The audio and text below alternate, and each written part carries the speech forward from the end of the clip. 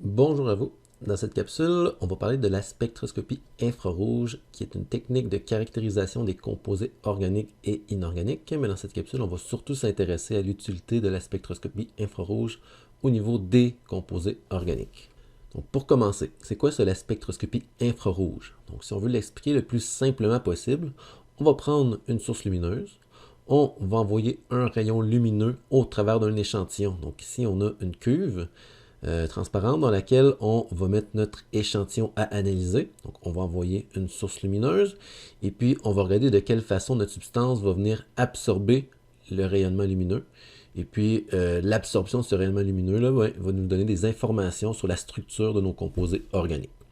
Avant de rentrer vraiment dans la théorie de la spectroscopie infrarouge, il y a deux éléments de matière qu'il faut revoir. Bien, premièrement, au niveau du rayonnement lumineux qu'on va émettre, il faut savoir que de la lumière, eh bien, c'est un rayonnement électromagnétique. Donc, c'est une onde électromagnétique. Les ondes électromagnétiques ont une composante ondulatoire électrique, représentée en rouge ici, et une composante ondulatoire magnétique qui est perpendiculaire à l'onde électrique. Donc ça, c'est un rayonnement électromagnétique, puis c'est ni plus ni moins de la lumière. Donc la lumière qu'on peut voir avec nos yeux, par exemple, c'est une onde électromagnétique. Pour simplifier la chose, on va juste faire semblant que l'onde est en deux dimensions comme ça, mais on va se rappeler que quand on fait un dessin comme ça en 2D, bien, en réalité, les ondes électromagnétiques, soit la lumière, c'est des ondes qui existent en trois dimensions. Donc, il y a une composante dans un plan et une composante dans un autre plan perpendiculaire. Donc, au niveau de nos ondes, là, les paramètres importants qu'il faut connaître, bien, dans un premier temps, il y a la longueur d'onde. Donc, la longueur d'onde qui est représentée par la variable lambda ou par la lettre grecque lambda, c'est la distance entre n'importe quel point d'une onde et le point correspondant dans le cycle suivant. Donc, si je mesure la distance entre deux sommets d'une ongle, puis là, je peux le mesurer en mètres, en centimètres, en picomètres, en nanomètres, bien, je vais obtenir la longueur d'onde. Comme les ondes électromagnétiques, bien, c'est de la lumière, mais on sait que la lumière se déplace. Donc, supposons que notre onde se déplace vers la droite. Ici, je fais un petit damier pour faire comme si c'était une ligne d'arrivée. Et supposons que je viens m'asseoir sur la ligne d'arrivée puis que je regarde l'onde se promener vers la droite. Je vais être en mesure de mesurer la fréquence. Donc, la fréquence, c'est le nombre de crêtes de l'onde qui traverse un point donné en une seconde. Donc, si moi, je m'assois sur la ligne ici et que l'onde se déplace vers la droite et que je compte le nombre de cycles complets qui passent devant mes yeux à chaque seconde, bien, je vais pouvoir déterminer quelle est la fréquence. Les unités de la fréquence, c'est des par seconde, donc des 1 sur seconde, qu'on appelle aussi des hertz. Il y a une relation entre la longueur d'onde et la fréquence qui est très simple. Donc, la longueur d'onde, lambda, c'est 1 sur f, soit sur 1 sur la fréquence. On peut donc dire que plus la longueur d'onde est élevée, plus la fréquence va être faible, et le contraire est aussi vrai. Plus la longueur d'onde est faible, plus la fréquence va être élevée. Une dernière variable qu'on utilise moins souvent de façon générale en science, mais qui va être très utilisée en spectroscopie infrarouge, c'est le nombre d'ondes qu'on représente par la lettre grecque nu, avec une barre par-dessus comme ça. Là. Nu, le nombre d'ondes va être égal à 1 sur lambda, la longueur d'onde. Et puis, on sait que la longueur d'onde, c'est 1 sur la fréquence. Ça fait en sorte que mathématiquement parlant, mais le nombre d'ondes et la fréquence vont varier de la même façon. Donc, plus le nombre d'ondes est élevé, plus la fréquence est élevée. Moins le nombre d'ondes est élevé, moins la fréquence va être élevée. Et les unités du nombre d'ondes qu'on utilise en spectroscopie infrarouge vont être des centimètres moins 1. Et on va voir dans quelques instants que quand on va avoir des graphiques, l'axe des X va être le nombre d'ondes. C'est pour ça que nos unités vont être des centimètres moins 1. Mais on aura l'occasion d'en reparler dans quelques instants. On a dit que de la lumière était une onde électromagnétique. Les ondes électromagnétiques, c'est des ondes qui peuvent être décrites à l'aide de fréquences. Et puis, la lumière qu'on peut voir à l'œil nu là, va être représentée ici sur le spectre électromagnétique. Donc ici, là, on voit une sorte de schéma. Puis ici, ce qu'on dit, là, si on regarde à droite, ici, il y a un F pour fréquence. Donc ça, c'est toutes les fréquences possibles pour les ondes électromagnétiques. Et ici, s'il y a de la couleur, c'est parce que ça, c'est ce qu'on est capable de voir à l'œil nu. Donc, notre œil, quand on regarde par exemple une banane et qu'on voit du jaune, quand on regarde la feuille d'un arbre et qu'on voit du vert, mais notre œil, quand il reçoit un rayon lumineux, lui, qu'est-ce qu'il est capable de détecter? C'est la fréquence ou la longueur d'onde de ce rayon lumineux-là. Et puis, notre œil détecte que, par exemple, ici, il y a un agrandi là, du spectre visible de ce qu'on peut voir à l'œil nu avec lambda, la longueur d'onde en nanomètres. Donc, ça veut dire que quand notre œil reçoit une longueur d'onde entre 500 et 600 nanomètres, mais il va détecter la couleur jaune. Quand il voit une longueur d'onde environ de 500 nanomètres, il va détecter la couleur vert, etc., etc. Tout ce qui est à droite et à gauche, des couleurs ici, donc c'est des ondes électromagnétiques qui existent, c'est des longueurs d'onde et des fréquences qui existent, mais qu'on ne peut pas voir à l'œil nu, mais c'est pas parce qu'on ne les voit pas à l'œil nu que ces ondes-là n'existent pas. Par exemple, ici, là, c'est marqué ondes radio, donc quand vous êtes dans votre voiture et que vous allumez la radio, soit au FM ou au AM, donc les ondes que votre radio reçoit, c'est le même type d'ondes que les rayons lumineux qu'on peut voir à l'œil nu. Puis quand je dis c'est le même titre, là, la seule différence, c'est que la fréquence ne sera pas la même. Donc, les ondes radio vont avoir des fréquences plus élevées. Non, pardonnez-moi, des fréquences plus faibles. Donc, nos yeux ne peuvent pas les percevoir, mais une radio peut les capter puis transformer ça en musique. Quand on met des aliments au micro-ondes puis qu'on les fait réchauffer, donc votre micro-ondes va envoyer des ondes qu'on appelle justement les micro-ondes, qui sont dans cette région-là de fréquence et de longueur d'onde. Quand on se fait bronzer au soleil, donc s'il faut mettre de la crème solaire pour ne pas brûler, c'est parce qu'il y a des rayons qui peuvent être dangereux pour la peau par le soleil, puis ces rayons-là, c'est des rayons UV. Donc la crème solaire va nous protéger des rayons UV qu'on ne peut pas voir à l'œil nu, mais que notre peau peut recevoir, puis peut se faire transformer suite à l'absorption de ces rayons-là. Quand on va chez le dentiste, puis qu'ils prennent des radiographies de nos dents, puis qu'ils nous mettent un petit tablier en plomb là, pour pas qu'on reçoive les rayons X nocifs ailleurs que dans notre bouche, là, eh bien, c'est des ondes électromagnétiques au même titre que la lumière visible, c'est juste que ça va avoir une fréquence plus élevée, donc les rayons X sont ici. Il y a les rayons gamma ici, puis si je vous présente ça, bien, vous pouvez peut-être deviner, là, IR ici, ça va être l'abréviation pour infrarouge.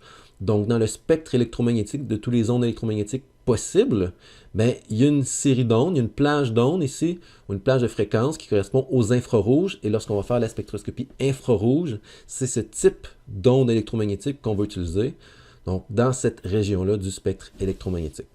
Ça conclut le premier volet de théorie fondamentale qu'il faut connaître pour comprendre la spectroscopie infrarouge. Le deuxième volet va être en lien avec la structure des molécules. Ici, j'ai dessiné une molécule d'eau, donc on sait que de l'eau, c'est du H2O, et vous devriez déjà avoir appris dans le passé là, à être en mesure de prédire la géométrie moléculaire, donc vous devriez déjà savoir qu'une molécule d'eau, par exemple, H en blanc ici, O ici, H en blanc ici, donc l'angle est d'environ de 104,5 degrés. C'est une molécule qui a une géométrie angulaire. Maintenant, quand on dessine une molécule comme ça, statique, ça ne représente pas la vraie nature de la molécule. Parce que les molécules vont constamment avoir des mouvements vibrationnels. En réalité, les molécules d'eau vont toujours vibrer de cette façon-là, comme vous le voyez à l'écran présentement. Okay? En fait, la seule façon par laquelle on peut arrêter, ou on peut faire en sorte qu'une molécule va arrêter d'avoir des mouvements vibrationnels comme ça, c'est en diminuant la température jusqu'au zéro absolu, qui équivaut à 0 Kelvin, ou à moins 273 degrés Celsius. Donc, c'est très difficile d'atteindre cette température-là. Donc, dans une vie de tous les jours ou au laboratoire, en temps normal, on n'atteint jamais ces températures-là. Donc, on va pouvoir dire que nos molécules ont constamment des mouvements vibrationnels.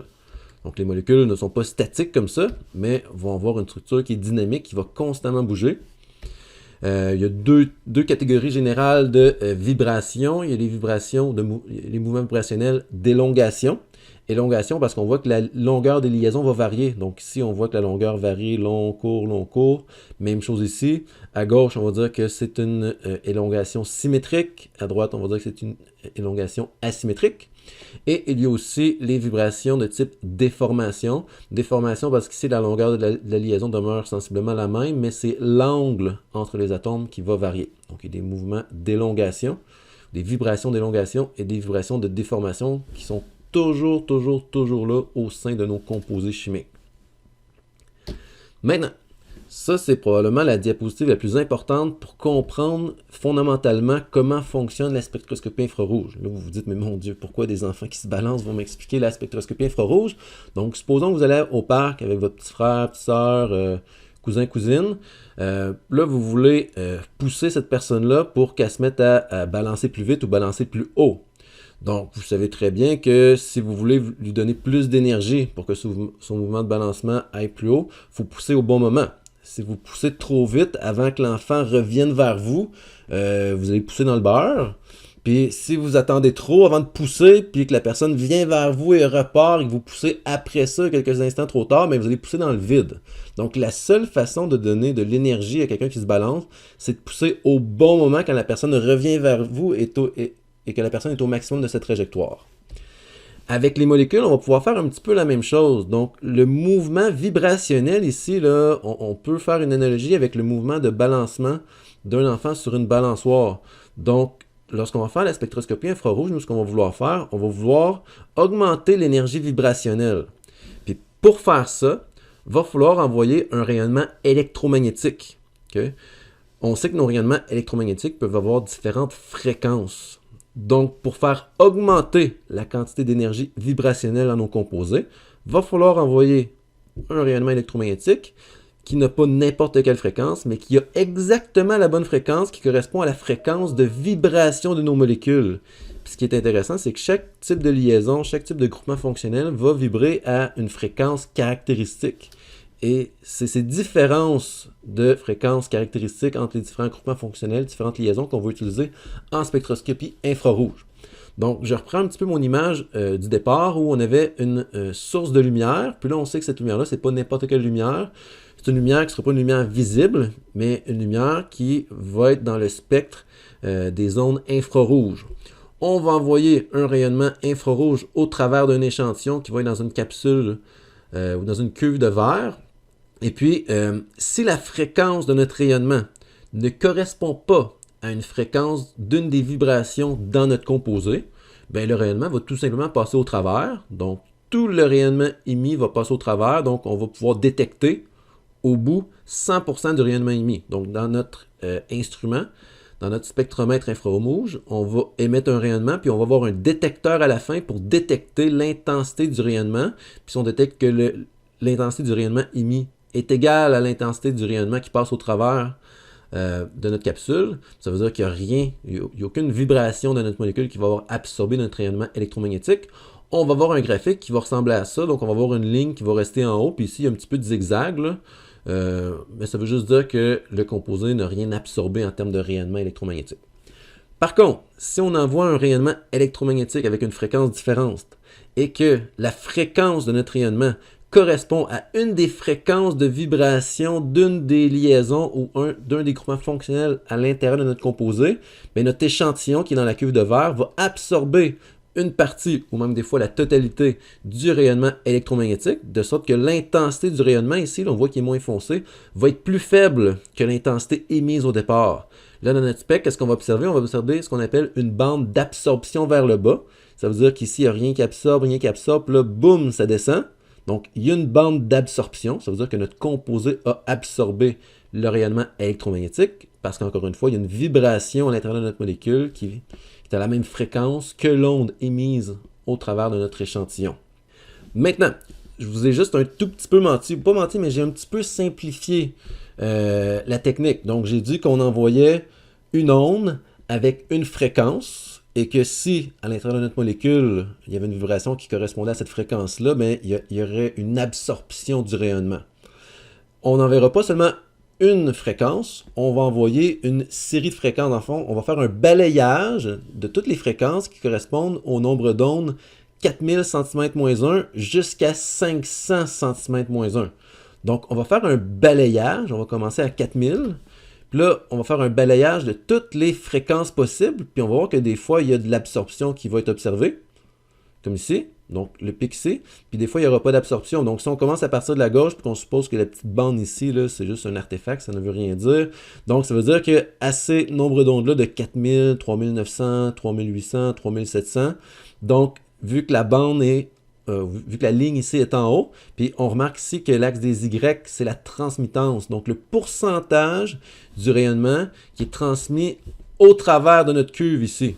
Donc, quand le pourcentage de transmittance est de 100%, ça veut dire que le rayonnement n'est pas absorbé. Donc, ça veut dire qu'à l'intérieur de notre molécule, il n'y a pas de bande d'absorption correspondant à ce nombre d'ondes-là, cette fréquence-là. Mais quand on arrive ici, par exemple, environ à 3300 cm-1, si on a une bande d'absorption qui va jusqu'en bas, ça veut dire qu'au sein de notre molécule, il y a une liaison ou il y a un groupement fonctionnel qui va absorber le rayonnement parce qu'il y a une vibration exactement à cette fréquence-là. Là, ça remonte, ça veut dire qu'il n'y a plus d'absorption. Puis là, tout d'un coup, on recommence à absorber autour de 3000 jusqu'à 2800 à peu près. Donc ici, ça n'absorbe plus. Donc, il y a une petite bande ici, ça remonte. Donc, je vais le dire tout de suite, là, quand la bande va jusqu'en bas, on va dire que la bande est intense. Quand la bande va vers le milieu du spectre comme ça, on va dire que la bande est d'intensité moyenne. Puis quand on a des tout petites bandes comme ça, on va dire que les bandes sont d'intensité faible. Okay? Donc ça peut être un petit peu subjectif, comme par exemple celle-là, est-ce qu'elle va jusqu'à la moitié, est-ce qu'elle est faible, est-ce qu'elle est moyenne? Donc, c'est pas noir ou blanc, il faut utiliser notre jugement. Là. Donc ici, je ne saurais pas vous dire si cette bande-là est moyenne ou faible. Là. Donc d'un spectre à l'autre, ça peut varier un petit peu, mais tout ça pour dire que quand ça va jusqu'en bas, c'est intense. Quand c'est une toute petite bande, c'est l'intensité faible. Puis, quand c'est entre les deux, on va dire que c'est moyenne. Puis, il y a un petit peu de jeu à ce niveau-là. Maintenant, ces bandes-là vont nous donner des informations sur les caractéristiques structurales de nos composés. En des mots plus simples, ça va nous dire quel type de liaison il y a dans nos composés, quel type de groupement fonctionnel il y a dans nos composés. Okay? Donc ici, ça résume un peu qu'est-ce qu'on va trouver comme information dans un spectre infrarouge. Okay? Donc ici, on a le 4000 et le 500, qui est l'axe des X. Puis ce qu'on nous dit, là, c'est que tout ce qui est à gauche de 2500, toutes les bandes qu'on observe à gauche de 2500 correspondent à des liaisons OH, NH ou CH, soit des liaisons simples. Toutes les bandes qu'on observe entre 2500 et 2000 correspondent à des triples liaisons CN ou CC. Toutes les bandes qu'on observe entre 2000 et 1500 correspondent à des liaisons doubles CO, CC ou CN. À titre d'exemple, dans ce graphique-là, à gauche de 2500, on avait cette bande-là ici, et on avait une plus grosse bande ici. Ça veut dire que ces bandes-là nous informent que dans notre composé, on a soit des liaisons OH, soit des liaisons NH, soit des liaisons CH. Donc c'est très très général comme information, mais vous allez voir dans quelques instants qu'on va pouvoir préciser ces informations-là. Ensuite, à droite de 1500, on a la région qu'on appelle la région de l'empreinte digitale. Pourquoi l'empreinte digitale? En passant, ce spectre-là, c'est une molécule très très simple. Il n'y a pas beaucoup de bandes. Mais souvent, à droite de 1500, on va voir qu'il va y avoir beaucoup de bandes. Donc, beaucoup d'informations. Des bandes qui peuvent se recouvrer parfois, qui peuvent être une par-dessus l'autre. Donc, la région à droite de 1500, c'est une région qui va être plus difficile à analyser parce qu'il va y avoir une grande quantité d'informations. Puis des fois, on ne saura pas toujours quelle bande veut dire quelle information. Ou quelle information associée à quelle bande. Ça ne veut pas dire qu'elle ne sera jamais utile, donc ça va être utile parfois, mais de façon générale, c'est toujours la région à gauche de 1500 qu'on va commencer à analyser en premier parce que c'est une région où il y a un petit peu moins d'informations, où les bandes sont plus éloignées les unes des autres, où c'est plus facile d'identifier la signification de chacune des bandes. Mais encore une fois, je ne veux pas dire que la région de l'empreinte digitale ne sert à rien. Parfois, elle va être très, très, très utile, mais ce n'est pas la première région où on va aller regarder. Okay. Maintenant, on va voir trois exemples de spectres concrets. Donc, par exemple, ici, si on a la molécule de pentane et qu'on vient insérer notre molécule de pentane dans notre spectromètre infrarouge, on va être en mesure de générer le spectre suivant qui ressemble à ça. Comment je vais faire pour savoir quelle bande correspond à quoi? Tantôt, on a dit qu'à gauche de 2500, on pouvait observer toutes les liaisons CH, NH, OH. Mais encore là, si on va être plus précis, on va aller voir dans des grandes banques de données. Donc ça, c'est le genre de banque d'informations qu'on va utiliser quand on va venir le temps d'identifier nos composés organiques à l'aide de la spectroscopie infrarouge. Donc dans le composé pentane, on observe deux types de liaisons.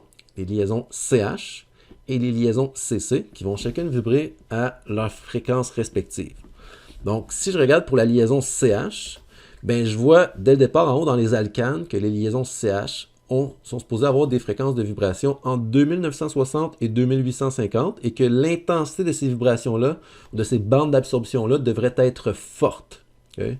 Pour ce qui est des liaisons CC, je ne les vois pas. Okay? Donc les liaisons CC simples, okay, je précise simple, hein, parce que si on regarde bien, là, plus tard, là, ici on a des liaisons CC doubles, ici on a des liaisons CC triples, mais des liaisons CC simples n'apparaissent nulle part. Okay? Donc c'est pas parce qu'elles n'existent pas, mais c'est des informations qui seront très peu utiles en infrarouge, donc on n'essaiera jamais d'identifier les liaisons CC simples. Donc tout ce qu'il va y avoir à faire, dans notre cas, c'est d'identifier la liaison CH qui vibre à un nombre d'ondes de 2960-2850, donc dans cette région-là avec une intensité forte.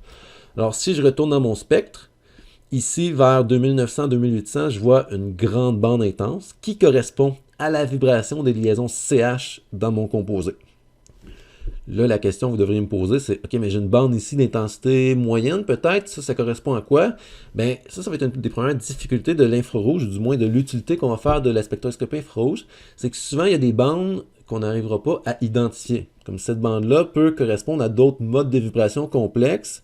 Donc, toute la science autour de la spectroscopie infrarouge, c'est une science qui est très avancée. Ça fait des dizaines et des dizaines d'années qu'il y a des chercheurs qui se concentrent sur son étude.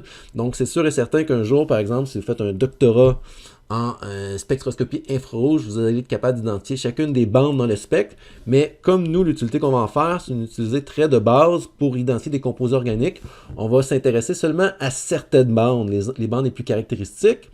Et en plus, pour terminer, vous remarquez peut-être que cette bande-là est tout juste à droite de 1500. C'est la région qu'on appelait la région de l'empreinte digitale. Puis je vous disais que c'était la région qui était un petit peu moins utile parce que souvent, il y avait des bandes qu'on ne serait pas capable d'identifier. Donc, ça va arriver des fois qu'à droite de 1500, il y a certaines bandes qu'on ne pourra pas identifier. Mais à gauche de 1500, généralement, toutes les bandes, on va être en mesure de les identifier. Donc ça, c'était le spectre infrarouge du pentane. On va voir un deuxième spectre, le spectre de l'éthanol. Donc, l'éthanol ressemble à ça. Si je veux savoir quelles bandes appartiennent à quelle liaison, quel groupement fonctionnel, ben, je vais retourner voir dans mon gros tableau ici avec toutes mes données précises. Donc, j'ai encore des liaisons CH d'alcane. Hein? Donc, je devrais encore voir des fréquences de vibration dans mon spectre infrarouge entre 2900 et 2800 dans cette région-là. Donc, des bandes d'absorption qui vont être intenses pour la vibration de la liaison CH. La liaison CC, on a déjà dit qu'on ne les verrait pas, ou du moins ils sont peut-être là, mais on n'essaierait pas de les trouver. Pour ce qui est du OH de l'alcool, ça va être très important. Donc ici, on a le groupement fonctionnel alcool, puis on nous dit que les OH, tout dépendamment s'ils peuvent faire des ponts H ou s'ils ne peuvent pas faire de ponts H, vont avoir des fréquences de vibration entre 3600, 3500 ou 3500, 3200. Donc, c'est pas mal toujours dans la même région. Puis, on dit que des fois, l'intensité peut être variable. Même des fois, l'intensité va être forte et large. Ça, souvenez-vous de ça. Très, très, très souvent, les alcools, je fais une petite parenthèse, les acides carboxyliques aussi, c'est marqué large ici. Là. Donc, les alcools et les acides carboxyliques, et plus précisément les liaisons OH des alcools et des acides carboxyliques, vont souvent avoir des bandes large et même parfois très large. Okay? Quand je parle de large, là, je parle de ça ici. Donc ici, à gauche complètement, à environ 3600, on voit qu'il y a une bande qui est assez arrondie. Pourquoi elle est assez arrondie? Mais parce que c'est le OH de l'alcool. Puis si je reviens ici, c'était marqué que le OH avec des ponts H va être une bande large. Il y a le CH d'alcane à 2900-2800. Donc ici, dans notre spectre, environ 2900-2800, on voit des bandes ici. Donc ces bandes-là vont correspondre à la vibration des liaisons CH de notre composé.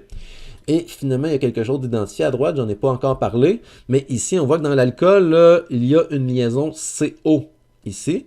Et cette liaison CO-là devait vibrer entre 1300 et 1000. On devrait avoir une bande forte.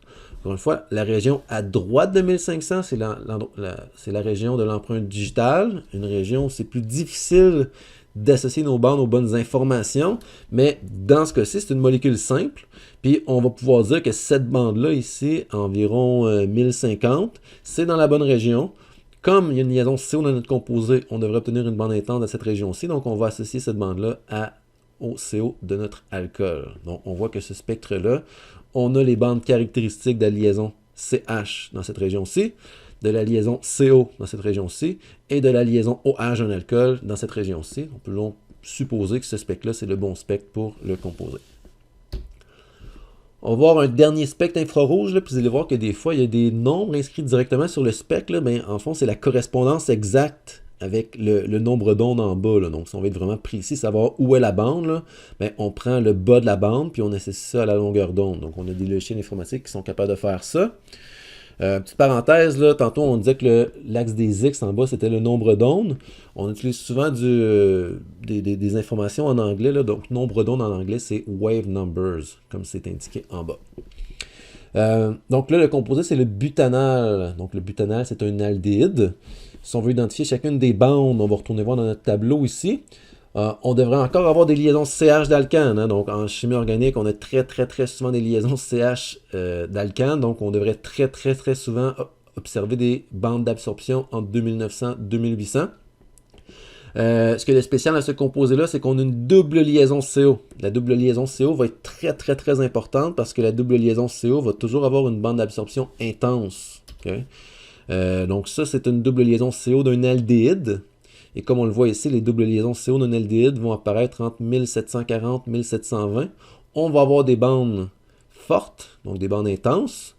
Et puis, le CH de l'aldéhyde, là, il faut faire attention. Ça, c'est des CH d'alcane. Ça, c'est un CH d'un aldéhyde. Ça va être très, très, très caractéristique. C'est aussi essayer de vous souvenir de ça, que les CH d'aldéhyde vont apparaître à 2900 et 2700. Donc, s'il y a un « et » ici, c'est parce qu'on spécifie qu'il va y avoir deux bandes d'intensité moyenne à environ 2900 et 2700. Donc, ça peut varier un petit peu. C'est pour ça qu'il y a des signes d'égalité avec des vagues. Donc, environ dans cette région-là, mais d'une molécule à l'autre, ça peut varier.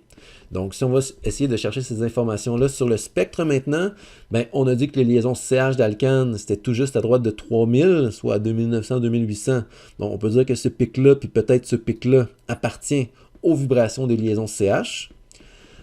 On avait aussi dit que la liaison CH de l'aldéhyde avait deux bandes, une à 2900, une à 2700 environ.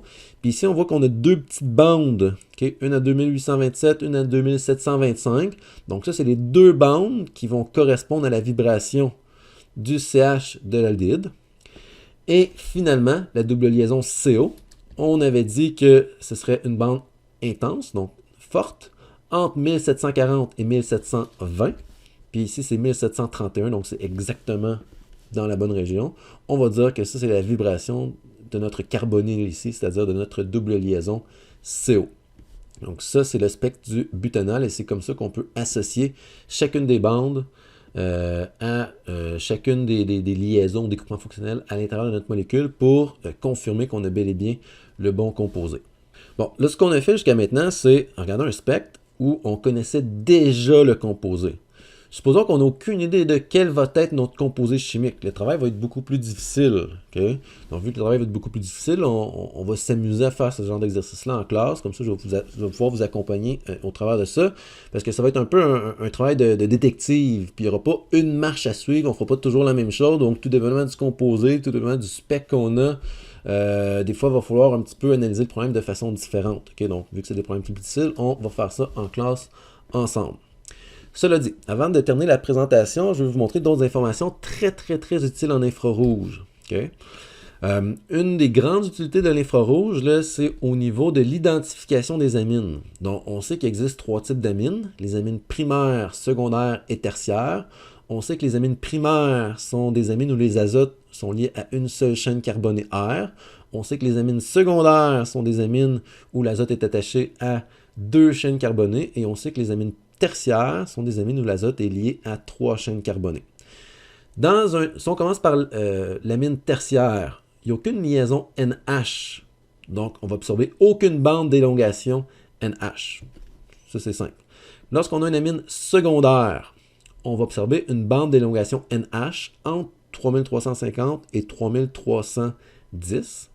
Et lorsqu'on a une amine primaire, c'est-à-dire lorsque notre amine a deux liaisons NH, mais dans ce cas-ci, on va observer deux bandes d'élongation NH entre 3400 et 3300 et entre 3330 et 3250. Donc ici, on a un exemple concret à droite. Donc, on n'a pas mis d'exemple d'amines tertiaires parce que les amines tertiaires n'auront aucune bande d'absorption à gauche de 3000. Pourquoi je parle à gauche de 3000? Eh bien, tout à l'heure, on a dit que les liaisons NH allaient avoir des bandes d'absorption à gauche de 2500. Même moi, je vous dis que pour les liaisons NH, ça va être à gauche de 3000. Alors, lorsqu'on a une amine tertiaire, l'amine est liée à trois chaînes carbonées. Donc, l'amine n'a aucune liaison NH, donc elle n'aura aucune bande d'absorption dans cette région-là due à des liaisons NH parce qu'il n'y en a juste pas de liaison NH. Par contre, lorsqu'on a une amine secondaire, il y a une liaison NH, donc il va y avoir une bande d'absorption. Ça va être plus exactement entre 3350 et 3310. À droite, ici, on a un exemple de spectre où on a seulement pris la région à gauche de 3000, puis on voit qu'on a une bande d'absorption pour notre amine secondaire. Lorsqu'on a une amine primaire, comme il y a deux liaisons NH, bien, il va y avoir deux bandes d'absorption à gauche de 3000 dans ces régions-là plus exactement. Alors ici, on voit un exemple de spectre d'une amine primaire. Donc, on voit les deux bandes pour les deux liaisons NH. Une autre grande utilité des composés de la spectroscopie infrarouge, c'est au niveau de l'identification des composés benzéniques. Donc, on sait que des composés benzéniques, ce sont des composés dans lesquels il y a un benzène. Donc, un benzène, c'est un cycle aromatique à 6 carbone avec 3 doubles liaisons, comme il est présenté ici. Dans les composés benzéniques, il va pratiquement toujours y avoir des liaisons CH d'alcène. Pourquoi? Parce que la liaison CH ici correspond à un carbone qui porte une double liaison. Et les CH d'alcène vont avoir des bandes d'absorption entre 3140 et 3020. Okay? Donc, d'où je sors ces informations-là. Donc, les liaisons CH d'alcène, regardez bien. Ici, si on va dans alcène, si on va dans CH, on voit 3140, 3020. Donc, les CH d'alcène absorbent dans cette région-là. Maintenant, où la spectroscopie infrarouge va être vraiment puissante, c'est lorsqu'on va vouloir savoir si nos composés benzémiques sont monosubstitués ou s'ils sont disubstitués ortho, disubstitués méta ou disubstitués para. Donc, lorsque nos cycles benzéniques vont être monosubstitués, on va voir deux bandes à ces endroits-là. Lorsqu'on a une disubstitution ortho, on va voir une bande dans cette région-là. Lorsqu'on est méta, il va y avoir deux bandes dans ces régions-là. Et lorsqu'on va être para, il va y avoir une bande dans cette région-là. Je rappelle que cette région-là, c'est la région à droite de 1500 cm-1. C'est la région de l'empreinte digitale sur laquelle d'habitude, pas qu'on va moins se fier, mais il y a beaucoup plus d'informations. C'est plus difficile de savoir qu'est-ce qui est quoi.